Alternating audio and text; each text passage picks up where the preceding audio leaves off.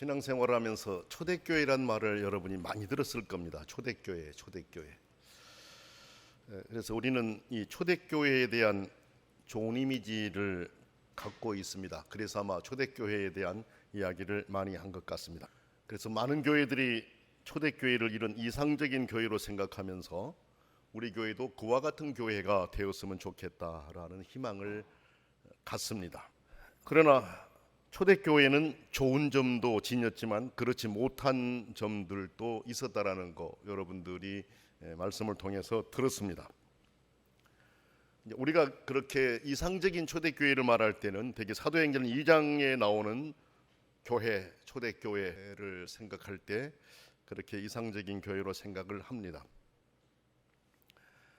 그러나 여러분이 잘 아시는 대로 사도행전 강의를 통해서 들어서 아시는 대로 사도행전 2장에 나오는 초대교회에도 이제 그 뒤로 쭉 넘어가면서 보면은 문제가 발생한 것을 여러분이 볼 수가 있습니다.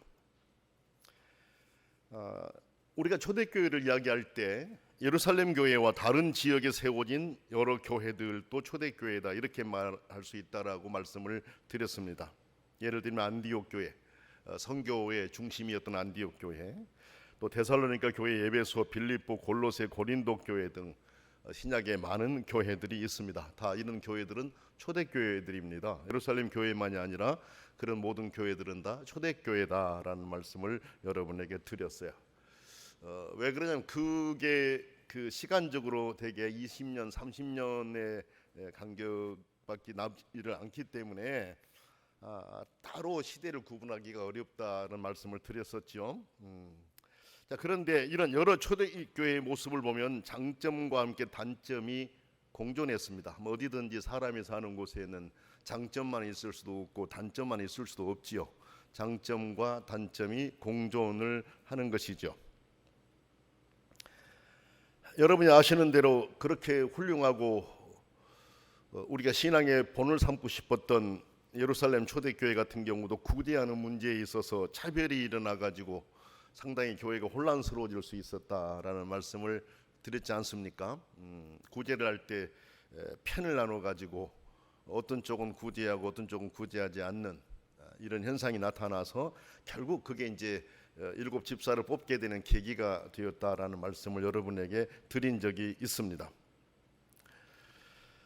자, 오늘 본문에 나타난 고린도 교회, 초대교회죠. 근데 초대교회였었는데 고린도 교회는 여러분 읽어보면 쭉 알겠습니다만 문제가 참 많은 교회였었어요. 문제가 참 많은 교회였었습니다. 다른 여러 교회들보다도 문제가 조금 많은 교회가 고린도 교회다라는 걸 알 수 있어요. 고린도전서는 바로 그런 문제들을 해결해 보려고 해결하기 위해서 하나님께서 바울이라고 하는 사람을 감동해서 편지를 쓰게 해가지고 보냈습니다. 그게 이제 고린도서입니다. 여러분 한번 생각해 보세요. 어려운 문제들을 해결하기 위해서 말을 한다든지 글을 써 보내려고 할 때 그 쉬운 일이겠어요? 어려운 일이겠어요? 어려운 일입니다. 누군가에게 어려운 말을 하려고 할 때, 꺼내려고 할 때, 누군가의 그 단점을 지적하려고 할 때 말 꺼내기가 참 어렵지요. 쉬운 일이 절대로 아닙니다. 근데 여기 이제 그 말씀에서도 보면 그런 내용을 할 수 있는데 칭찬을 할 때는 쉽지요. 이렇게 많은 이야기를 해주니까. 그러나 잘못을 지적해야 되니까 어려웠을 거다라는 거 우리가 짐작이 가요. 하나님은 바울을 통해 두 가지 중심이 되는 내용을 먼저 들어서 교훈을 하셔요. 이제 고린도 교회의 문제들을 여러 지적을 하기에 앞서서 두 가지 중요한 하나의 내용들을 들어가지고 이제 시작을 합니다. 그 중에 하나가 예수 그리스도에 대한 말씀인데 1절에서 10절까지 짧은 절인데 이 말씀 안에 예수 그리스도에 대한 내용이 무려 10번이나 나와요. 10번이나 예수 그리스도에 대해서 쭉 언급을 하고 있습니다. 한 절에 한 번 정도 예수님에 대한 이름이 나온다 이렇게 봐도 될 것 같습니다. 여러분 이제 우리들이 나를 포함한 저를 포함한 우리가 포함되어 있는 믿음의 단체들 안에들에도 문제들이 일어날 수는 있지 않습니까? 그런데 이때 많은 신앙인들이 그 문제를 해결하려고 할 때 법이라든지 또 원칙이라든지 규칙이라든지 이것을 들고 나온 경우가 많지요. 법을 들이댄다든지 원칙을 들이댄다든지 또는 누구의 잘잘못을 찾아내려고 하는 경우들이 왕왕 있잖아요. 이건 누구 탓이고 누구 잘못이다라고 하는 문제로 접근하려고 할 때가 있거든요. 물론 나는 빠지죠. 나는 빠지고 이제 상대의 다른 사람들의 잘잘못을 찾아내려고 하는 경우가 있다. 또 때로는 인간적인 정의감을 가지고 해결하려고 할 때도 있어요. 물론 필요한 일일 수는 있습니다. 어떤 문제를 해결할 때 법이라든지 원칙이라든지 또 잘못한 사람이 누구인가를 찾아서 얘기한다든지 정의감이라든지 다 필요한 것들이지 않습니까? 그런데 하나님께서는 여기에 이 고린도 교회 문제를 해결함에 있어서 그와 같은 것들로부터 시작하지를 않으셨습니다. 예수 그리스도를 중심으로 해결하기를 바라셨습니다. 그래서 예수 그리스도를 그렇게도 강조하게 하신 거죠. 세상 일은 세상 지식이 중심이 되겠지만 믿음의 일은 그리스도가 중심이 되어야 하지 않습니까? 그렇죠? 믿음의 일은 예수 그리스도가 중심이 되어야 됩니다. 예수 그리스도를 중심으로 모든 문제들이 풀려져야 되고 해결되어 가야 되죠. 그래야만이 바른 방향을 잡아갈 수 있기 때문에 그렇습니다. 그러나 오늘날 여러 가지 교회들이나 문제들이 있었을 때 예수 그리스도를 중심으로 하기보다는 사람들의 생각이 먼저 들어가다 보니까 분열이 일어나기도 하고 상처를 받게 되기도 하고 이런 여러 더 크게 문제가 발생할 수도 있고 그러죠. 자, 어떻든 고린도 교회는 예수 그리스도를 중심으로 문제를 해결하려고 했었다라는 거고, 두 번째 다음으로는 칭찬하면서 이 내용을 시작합니다. 잘못한 부분들이 있었지만 잘못을 지적하기 전에 칭찬을 하고 있습니다. 아까 말씀드렸잖아요. 사람들이 잘못한 점들이 많다 할지라도 칭찬할 수 있는 내용들이 있다라는 거. 그렇죠? 칭찬은 좋은 것이잖아요. 또 사람마다 모든 것을 다 잘못하는 경우는 많지 않아요. 작은 부분이라도 잘한 것들이 있기 마련입니다. 그러므로 사람들 안에서 좋은 부분을 먼저 발견하는 거, 이거는 바람직한 일입니다.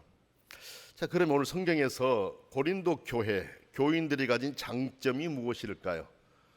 이제 나중에는 어렵게 우리가 접근하게 되는 문제점들이 많지만은 고린도 교회 장점들이 있었는데 어떤 장점들이 있었을까요?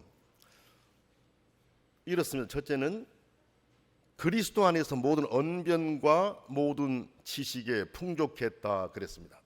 여기 언변은 헬라어 로고라는 단어가 쓰이고 있는데 그 의미는 교리 또는 진리 이런 뜻을 갖습니다. 그리고 지식은 세상적인 지식을 말하는 것이 아니라 예수 그리스도를 아는 지식을 의미합니다. 예수 그리스도 안에서 신앙생활을 하면서 신앙적인 부분에 많은 관심을 가지고 살았고 그 결과로 많은 것들을 알게 되었다라는 의미입니다. 여러분, 우리가 믿음 생활을 하면서 신앙적인 부분에 관심을 많이 갖고 살지 않아요. 그렇지 않습니까? 그래서 신앙적인 부분에 많은 관심을 갖다 보니까 이제 여기저기도 우리가 검색도 하고 찾고 이런 노력을 많이 하게 되죠. 물론 검색할 때는 요즘 조심해야 된다고 말씀을 드렸어요. 왜냐하면 이단들이 그 인터넷을 활용해 가지고 정말 사람들의 관심을 끌어들일 내용들을 딱 써놓고 처음에는 그렇네 한 뒤에 가서 이제 이상하게 끌고 가버리거든요. 그래서 우리가 그리스도에 대한 관심을 갖고 알고 싶어 하지만은 이런 이제 인터넷이라든 이런 것들에 의존해서는 안 돼요. 잘못하게 되면은 우리가 나도 모르는 사이에 어느 한쪽 방향에 이제 빠져 들어가게 되고 그러다 보면은 내 신앙이 잘못 갈 수 있고 경우에 따라서 이단적인 성향으로 흘러가 버릴 수도 있고 그렇습니다. 자, 그럼 어떻든 여기에 이 고린도 교회는 이제 그런 나쁜 부분으로 설명한 게 아니고 예수 그리스도 안에 생활하면서 신앙적인 부분에 관심을 많이 갖고 결과로서 이런 지식을 얻게 되었고 그 지식이 풍족했었다라는 말씀을 하고 있습니다. 두 번째가 그리스도의 증거가 견고했다 그랬습니다. 예수 그리스도에 대한 내용들의 깊은 확신을 가지고 있었다라는 것이죠. 신앙생활할 때 가장 기본이 된 게 예수 그리스도에 대한 확신이잖아요. 확신. 예수 그리스도에 대한 확신이 있을 때 우리는 흔들리지를 않지 않습니까? 예수 그리스도에 대한 확신이 있을 때 우리들은 그 확신의 기반으로 확신을 근거로 해가지고 내 신앙을 세워갈 수가 있어요. 근데 고린도 교회에는 그런 그리스도의 증거가 견고했었다. 예수 그리스도에 대한 이런 내용들에 대해서 깊이 확신을 갖고 일단 믿음의 길을 가고 있었다라는 것이죠. 신앙생활에 예수님 빼버리면 무슨 신앙생활이라고 할 수 있겠어요? 그렇잖아요. 그래서 항상 우리는 예수 그리스도가 내 마음 안에서 주인으로서 나를 이렇게 인도해 가실 수 있도록 비워드리면서 우리가 살아갈 수 있어야 됩니다. 세 번째 보니까 모든 은사에 부족함이 없었다 그랬어요. 은사는 신약 성경에서 한 세 가지 의미로 해석이 돼요. 구원, 또 하나님의 선물, 성령의 특별한 능력, 이런 것들을 우리가 은사라고 하죠. 근데 고린도 교회는 이 세 가지가 다 포함됐다라고 할 수 있는데 성령의 여러 은사들로 이해하는 것이 좋을 것 같습니다. 그래서 어쨌든 이 모든 것들은 다 성령의 은사들이다. 고린도전서를 보게 되면은 은사에 대한 게 많잖아요. 은사 내용이 많다라는 얘기는 고린도 교회 성도들이 그런 여러 은사들을 받았다라는 겁니다. 그래서 이런 모든 은사의 부족함이 없었다. 열심히 했기 때문에 그런 은사들도 충분히 받을 수 있었다. 이렇게 말할 수가 있지 않겠습니까? 넷째로는 주 예수 그리스도의 나타나심을 기다리는 신앙이 있었다라는 것이죠. 주님께서 다시 오실 재림을 기다리는 믿음이 있었다라는 것. 여러분, 기독교는 예수님의 초림, 그리고 예수님이 죽으시고 우리를 구원하시기 위해서 또 십자가에 달려 죽으시고 부활하셔서 승천하셨고 그 예수님이 다시 오실 것이다. 그때는 심판주로 오실 것이다.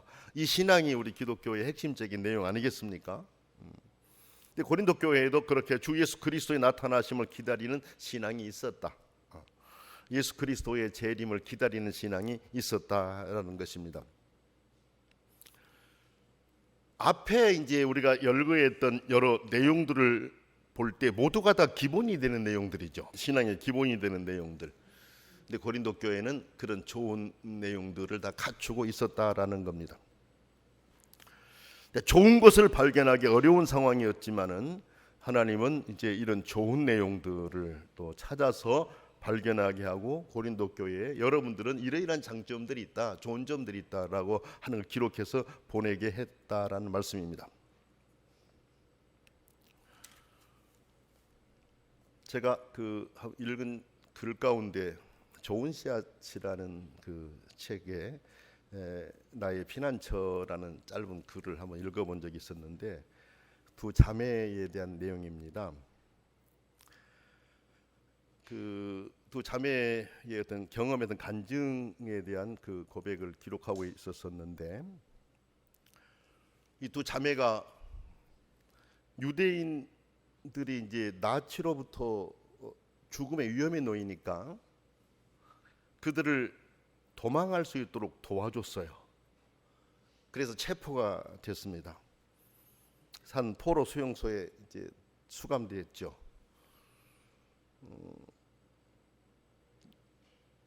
나치가 유대인들을 죽이려고 하는데 그들을 도망할 수 있도록 도와줬다라고 하는 것은 목숨 걸고 해야 될 그런 일이거든요. 사실은 우리가 잘 아는 신학자 보네퍼 목사님 같은 경우도 그런 일을 했었어요. 잡혀서 이제 수감이 됐었는데 그때 얼마나 많은 사람들이 감옥에 들어갔겠습니까? 수백 명이 거하고 있는 이제 그 막사에 그냥 집어 넣어버렸어요. 위생적으로 불결하고 악취가 진동하고 사람이 살 수 없는 이제 그런 환경이었어요. 두 사람이 구토증이 났는데 가까스로 참고 이제 지저분하고 더러운 이런 침대에 주저앉았습니다. 그런데 엎친 데 덮친 격으로 거기에 이제 뭐 벼룩이 너무 많은 곳이어서 지금 우리나라도 빈대에 대한 얘기가 참 많이 나오더라고요. 예전에 어렸을 때 우리도 빈대 같은 것들에 대한 경험들이 있잖아요. 근데 이제 그곳에 벼룩이 막 우글거리는 이제 그런 곳이었었어요. 언니가 참다 못해서 눈물을 글썽입니다. 동생에게 이렇게 얘기합니다. 이런 곳에 어떻게 살아야 가지? 동생이 하나님께 감사하라고 했잖아. 범사에 감사하라고 했잖아 라고 대답을 합니다. 잠시 후에 그들은 우리 안에 성경이 있구나. 그리고 우리 둘이 함께 있네. 여기 모인 사람들에게 우리가 복음을 전할 수 있구나. 이 사실을 깨닫게 됐었어요. 그래서 감사하기 시작했습니다. 동생은 벼룩에 대해서도 감사를 했어요. 그런데 언니가 그건 지나쳐 하나님도 내가 벼룩에 대해서 감사하게 하실 수는 없을 거야 라고 이제 자기 마음을 있는 그대로를 표현한 것이죠. 언니를 눈치챈 그 동생이 이렇게 말을 합니다. 하나님은 우리에게 즐거운 환경에서만 감사하라고 하지 않으셨어. 언제나 어떤 환경에서나 감사하기를 원하셨어. 벼룩도 하나님께서 우리에게 주신 환경이야 라고 동생이 언니에게 이야기를 합니다. 언니가 동생의 말을 들었을 때 어떤 마음이었겠어요? 그때 그 감정을 언니가 이렇게 고백을 해요. 우리는 침대 옆에 서서 벼룩에 대해 감사를 드렸습니다. 그러나 나는 속으로 동생 버스티가 정말 잘못 생각하고 있다고 느꼈어. 감사는 드렸으면서도 어떻게 우리가 벼룩을 감사할 수 있어? 라고 하면서 이제 자기의 그 있는 고백을 그대로 했다라는 것이죠. 이들 두 자매는 자신들이 다른 죄수들과 함께 기도하고 전도하며 상담을 할 때 감시원들이 나타나지는 않았어요. 그래서 그때서야 이제 나중에 깨닫게 됐습니다. 감시원들이 오지 않는 거 왜 그랬을까? 벼룩이 너무 많았기 때문에 막사 안으로 감시원들이 오지 않는 거예요. 그러니까 거기에서 예수님을 전할 수 있었고 전도할 수 있었다라는 것이에요. 물론 둘 다 처음부터 그런 건 아니었지만은 동생의 신앙이 언니의 신앙을 이렇게 붙잡아주는 이런 상황이었었지만은 그러나 결국은 둘 다 그 어려운 환경에서 좋은 것을 찾으려고 했지 않습니까? 여러분, 우리가 살아감에 있어서 우리에게도 여러 가지 문제들이 있다 할지라도 좋은 점이 있을 수 있는데 하나님도 바울을 통해서 문제 속에서 좋은 것을 보게 하신 거죠. 이제 그것을 통해서 그들을 이제 깨우쳐 가고 싶으셨던 것입니다. 오늘 하나님의 교회인 우리 모두도 이런 좋은 부분들을 간직하고 사는 내가 되어야 된다라는 거 성경을 통해서 발견할 수가 있습니다. 무엇보다도 교회는 예수 그리스도를 중심으로 하는 신앙에 내가 바로 서 있어야 됩니다. 인간적인 조건들의 의미를 두기 시작하면 신앙과 다른 방향으로 비본래적인 방향으로 내가 흘러가 버릴 수가 있기 때문에 그렇습니다. 나이 얘기하기가 그렇지만은 나이가 한 살 한 살 더해가면서 느껴지는 것이 뭐예요? 어떻게 하면 예수 그리스도와 보다 가까이 잇대어 살아갈 수 있을까? 이것을 고민하게 되잖아요. 왜? 이제 갈 날이 점점 가까워지게 되니까. 그렇죠. 그러니까 어떻게 하면 예수님과 조금이라도 가깝게 잇대어 살아갈 수 있을까? 이런 생각을 할 수밖에 없어요. 비본래적인 것들의 시간을 빼앗기지 않으려고 많은 생각들을 하게 만듭니다. 아마 여러분 모두의 생각이고 고민이리라 이런 생각을 갖게 됩니다.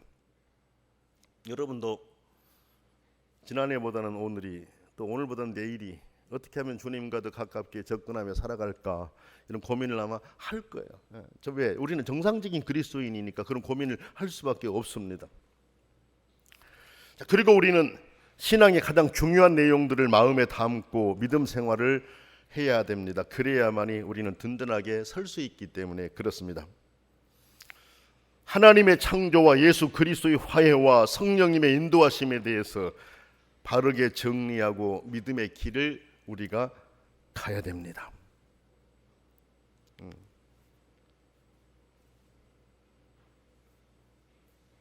하나님께서 모든 것을 창조하셨고 내가 이 땅에 존재하는 것도 하나님 때문이다. 이것을 내가 알아야 되죠. 내가 이 세상에 존재하는 거 하나님 때문이고 하나님이 나를 있게 하셨기 때문이다. 이 믿음이 우리에게 확실하게 서 있어야 돼요. 예수 그리스도가 우리를 화해시켜 주셨다라는 것. 죄로 인해서 하나님과 우리 사이가 끊어져 버리고 멀어져 버렸는데 예수 그리스도가 하나님과 우리를 연결시켜 주시려고 십자가에 달려서 죽으시고 하나님과 우리 사이를 연결해 주셨다라고 하는 이 신앙이 우리에게 확실하게 있어야 돼요. 그래서 감히 우리가 하나님을 아버지라고 부를 수 있다라는 것이죠. 성령님의 인도하심. 내가 예수님을 믿었기 때문에 그런 화해의 사실을 내가 믿고 있기 때문에 성령님이 내 안에 오셨다. 세상 믿지 않는 사람들에게는 가지 않으신 그 성령님, 내가 예수님을 믿음으로 내 안에 성령님이 오셨다. 내 안에 오신 성령님이 나를 인도해 가신다라고 하는 이 확신이 우리에게 있어야 돼요. 나를 인도해 가신 성령님, 나를 도우시기 위해서 내 안에 오셨다라는 것. 성도 여러분, 여러분 안에 성령님이 거하십니다. 할렐루야. 그렇죠? 네, 이걸 우리가 확실히 믿어야 됩니다. 이 믿음을 정리하고 가야 돼요. 하나님의 창조, 예수 그리스도의 화해, 성령님의 인도하심에 대한 것, 분명한 믿음을 갖고 살아가야 됩니다. 또한 하나님께서 내게 주신 성령의 은사들을 깨달아 알고 또 사모하면서 믿음 생활을 해야 됩니다. 우리들이 내가 받은 은사에 대해서 잘 모르잖아요. 그런 대개 은사하면은 이제 무슨 병 고친다든지 예언을 한다든지 방언한다든지 이걸 은사로 생각하니까 그래요. 내 안에 가르친다든지 뭔가를 봉사한다든지 돕는다든지 이런 것들이 다른 사람은 좀 내가 많은 경우가 있거든요. 그건 은사거든요. 여러분 보세요. 내가 내 은사를 알아야만이 기도할 수가 있어요. 하나님 아버지, 내 은사가 더 깊게, 내 은사가 더 충만하게 임해서 하나님 원하시는 모습으로 내가 변해갈 수 있도록 도와달라고 기도할 수 있거든요. 그렇죠? 그래서 우리들이 그렇게 이런 은사들, 이 모든 것들을 또 사모하면서 나갈 수 있어야 됩니다.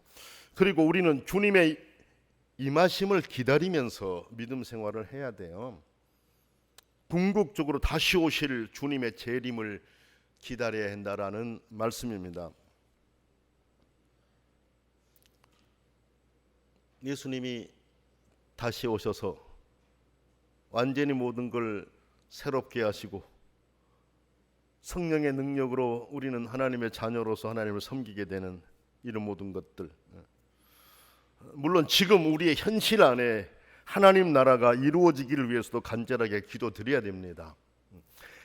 예수님이 오셔서 끝나는 것이 아니라 우리가 있는 동안에도 이 세상에 하나님 나라가 이루어지기를 원합니다라고 간절하게 기도하고 나가야 돼요. 이건 결국 지구 종말이 올지라도 사과나무 한 그루를 심겠다라고 하는 이런 내용과 같이 이제 마지막 예수님의 재림으로 심판 오신 것은 그건 하나님의 소관이고 우리는 매 순간순간 살아가면서 이 땅에 하나님이 기뻐하신 일들이 이루어질 수 있도록 우리도 최선을 다하면서 살아갈 수 있어야 합니다.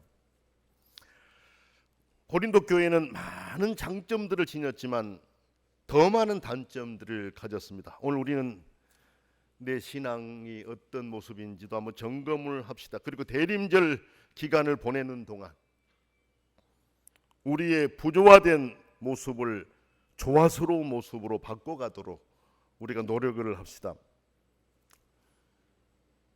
여러분, 부조화라고 할 때 어떤 곳에 나타날 수 있을 것 같아요? 하나님과 부조화가 생길 수가 있어요. 그래서 우리는 하나님과 부조화가 된 부분들이 무엇인지를 이 대림절 기간을 보내면서 다시 오실 주님을 기다리면서 우리가 생각을 해야 됩니다. 그리고 그것을 바르게 세워가려고 노력해야 됩니다. 좋은 관계는 함께하는 시간을 많이 가지는 것이잖아요. 함께하는 시간을 많이 가질 때 좋은 관계가 형성되고, 좋은 관계라고 하는 것은 함께하는 시간을 많이 하는 관계 아닙니까? 하나님과 조화로운 관계는 하나님과 함께하는 시간을 많이 가지는 것입니다. 그래서 하나님과 함께 하는 시간이 많을수록 하나님을 더 많이 사랑하게 되고 하나님의 뜻을 내가 따라갈 수 있기 때문에 그렇습니다. 여러분들이 지금까지 살아오면서 요즘에 특별히 한번 근 일주일여간을 생각을 해보시기 바랍니다. 내가 가장 함께하는 시간이 많았던 요소가 무엇이었을까를 한번 생각을 합시다. 그래서 우리는 이제 하나님과의 더 좋은 관계를 유지하기 위해서 하나님과 함께하는 시간을 많이 갖는 그런 그리스도인이 되십시다. 말씀을 통해서, 기도하는 시간을 통해서, 묵상하는 시간을 통해서 하나님을 더 가까이 하여서 하나님과의 좋은 관계를 회복하고 유지하도록 하십시다. 여러분, 요즘에는 어디에서나 우리가 말씀도 들을 수 있고 찬양도 들을 수 있고 너무너무 환경이 좋지 않습니까? 이런 시간을 활용해 가지고 하나님 말씀에 더 가까이 들어가고 하나님과 보다 더 가까이 하면서 또 찬양도 많이 듣고 이런 생활을 할 수 있어야 되겠어요. 가끔 운동할 때 보면은 이게 귀에 꽂고 운동하신 분들 대부분이 귀에 꽂고 운동을 하시더라고요. 난 그래서 우리 크리스찬들은 찬양 듣고 하나 보다. 그래서 저도 익숙하지 않아 갖고 그걸 못 하고 있습니다만은 참 좋잖아요. 운동도 하면서 또 귀를 통해서 또 여러 가지 말씀도 듣고 또 찬양도 듣고 이렇게 할 수 있거든요. 우리가 이 대림절을 보내는 동안, 또는 강림절이라고 하죠, 지난 날에 하나님과의 관계를 점검하고 하나님과 함께하는 많은 시간들을 통해서 하나님 아버지를 내가 사랑하고 있다라고 하는 것을 우리가 한번 더 확인시켜 드리는 그런 시간들이 될 수 있기를 원합니다. 그리고 이웃과 혹시 부조화가 생긴 일이 없나를 생각합시다. 다시 오실 그리스도를 기다리는 우리들은 이것도 점검을 해야 돼요. 그래서 이 대림절, 강림절을 보내는 동안 이웃과 조화로운 관계를 재설정하면서 사는 아름답고 소중한 하나님의 자녀로서의 삶을 살아가려고 힘써야 됩니다. 이것은 하나님의 명령이고 하나님의 뜻입니다. 그래서 우리가 이 강림절, 대림절을 보내는 동안 믿음의 이 길에 있어서 단점보다 장점을 더 많이 가진 성도로서 서갈 수 있어야 하겠습니다. 그리고 우리가 여러분 다시 오실 그리스도를 기다리며 살 때 나와의 부조가 된 것은 무엇인가도 늘 생각을 해야 됩니다. 사실 우리는 나를 사랑하는 법을 몰라요.